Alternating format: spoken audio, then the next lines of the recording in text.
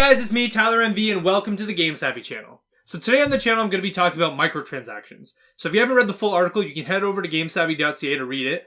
And if you want to play a drinking game, drink every time I say the word microtransactions, because I say it a ton. And now, on to microtransactions. So with the recent controversies in Shadow of War, and loot boxes, and Destiny doing microtransactions, new games coming out with microtransactions, it got me thinking about, well, microtransactions.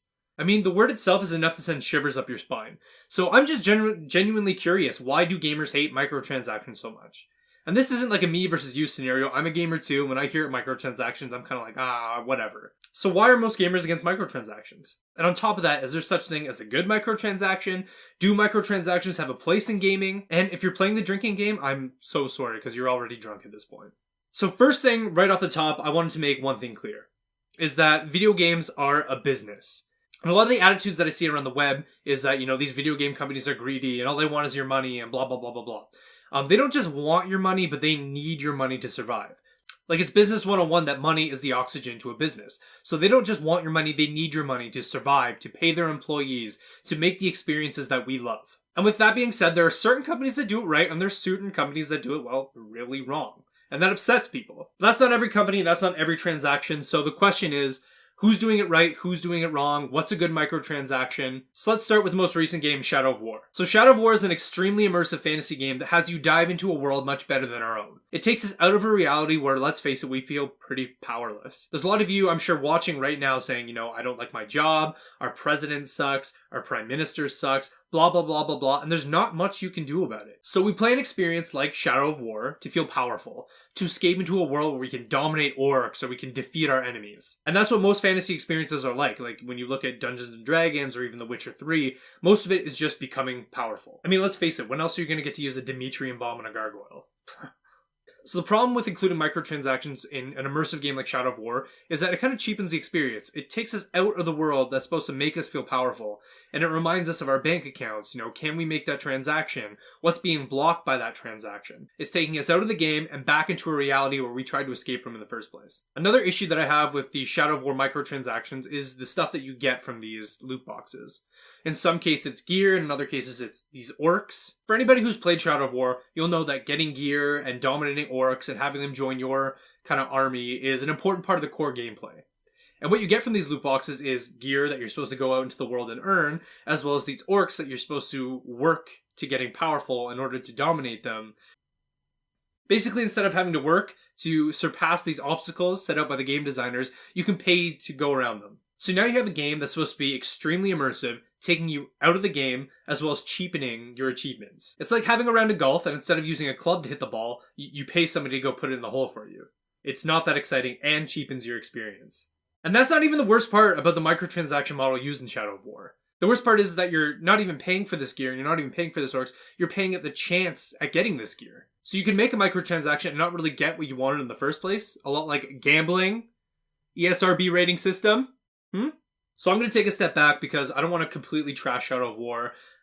It's a great game, Shadow of Mordor, and I like the whole Middle-earth series so far. So let's take a breath, and let's see it from their perspective. Because it got some really good reviews and it's not all bad. It's a game with some really awesome combat mechanics, storytelling, it allows you to explore Tolkien's world, Middle-earth. The problem with an experience like that, though, is that it gets really expensive, right? On the production side, production costs of games have soared. They've skyrocketed and game companies are scrambling for a way to find new revenue. So I kind of wanted to bring it down to a level that we can all understand and kind of be sympathetic towards. So if you mowed a lawn for $5, but you were finding that it cost you $6 to fill up the gas, you'd be finding new revenue streams too, right? So how would you do it?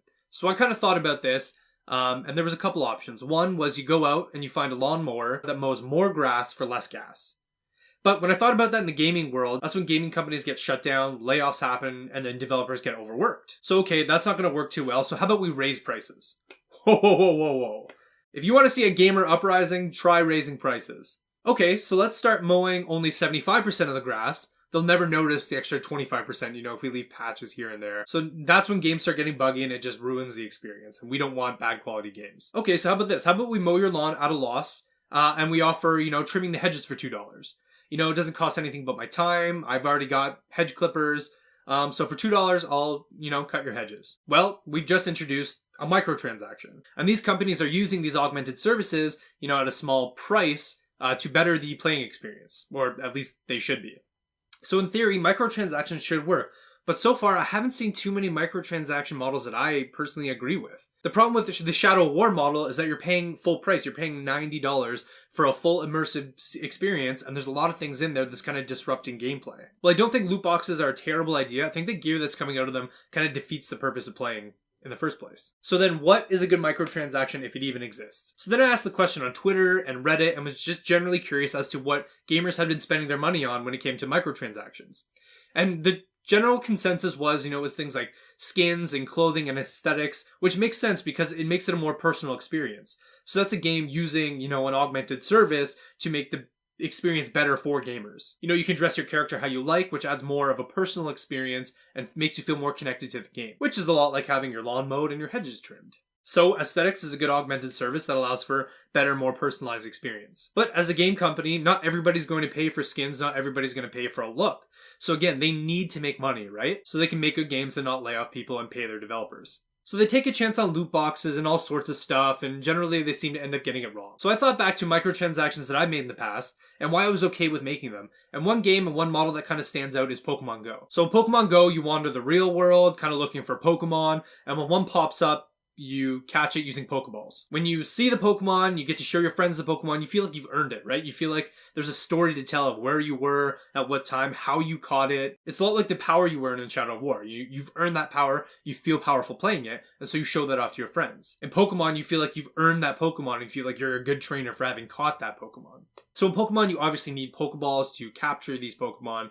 You can earn them by walking to Pokestops in the real world or by simply making a microtransaction. Alright, so why do I think Pokemon Go has a good microtransaction model? Well, first of all, the game is free and it's a high quality game, right? You don't need to pay anything. You can go into the real world, you can find Pokeballs, you can catch whatever Pokemon you want without paying a dime. So right off the bat, you have the low barrier to entry, you've created a ton of value for me, and I'm not so concerned with spending more on the game because I haven't spent anything on the game. On top of that, Pokeballs aren't something you earn. Yes, you go into the world and you find them, but what you're really earning in the game and what makes you feel good at the game is having these Pokemon. You don't show your friends what Pokeballs you have, you show your friends what Pokemon you have. You tell the stories about where and when you were about the Pokemon that you caught, and not about buying or getting these Pokeballs.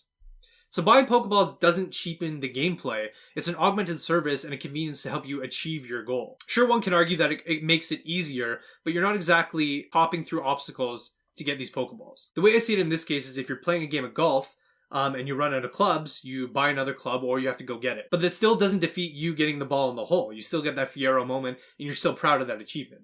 The difference between Pokemon Go and Shadow of War is that when you buy a loot box and you get a good piece of gear and you're not earning that power, it affects how you feel about the core gameplay. Buying a Pokeball doesn't affect how you feel about the core gameplay. But let's reverse it. Let's say you're buying Pokemon. Let's say you went out and you bought Mewtwo and you're showing all your friends, oh look, I got Mewtwo. I bought it.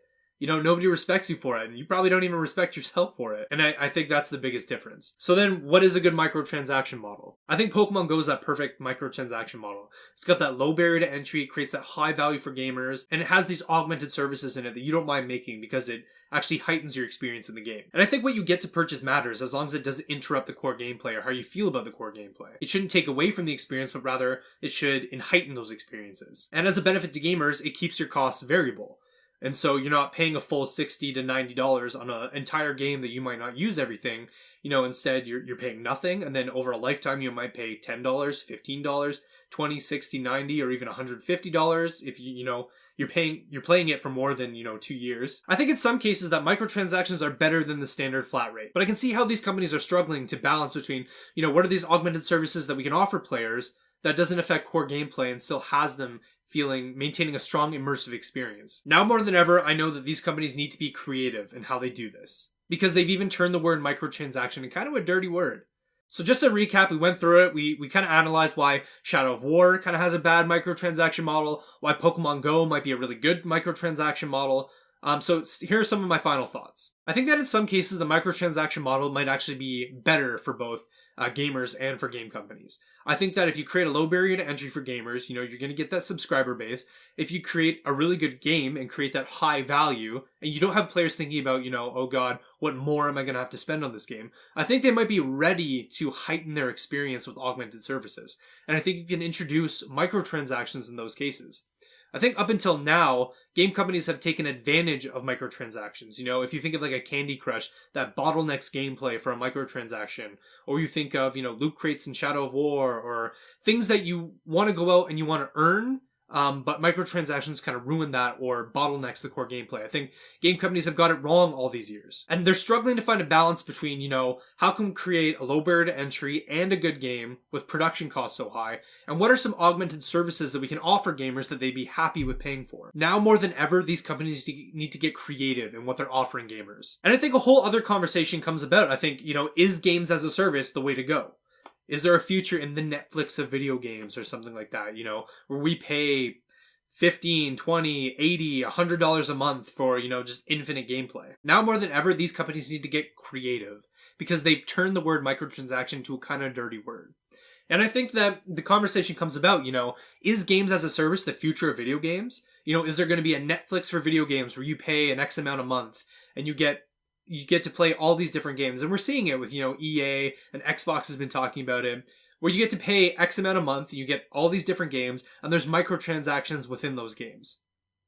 And I think if done right, that's the ideal service, but gamers do not want to feel like they're being taken advantage of. And I think that game companies really need to look at themselves and really just create high value, high quality content that gamers want to be more a part of. So that's it for me, and thank you guys so much for watching. I hope you feel a little more game savvy after this and you get a better idea of, you know, microtransaction models. And you know what? I could be completely wrong. And if you think so, absolutely comment below. If you think I'm right and agree with me, I'd love to hear that too. So comment below or follow me on Twitter @GameSavvy, and I would love to talk it out with you.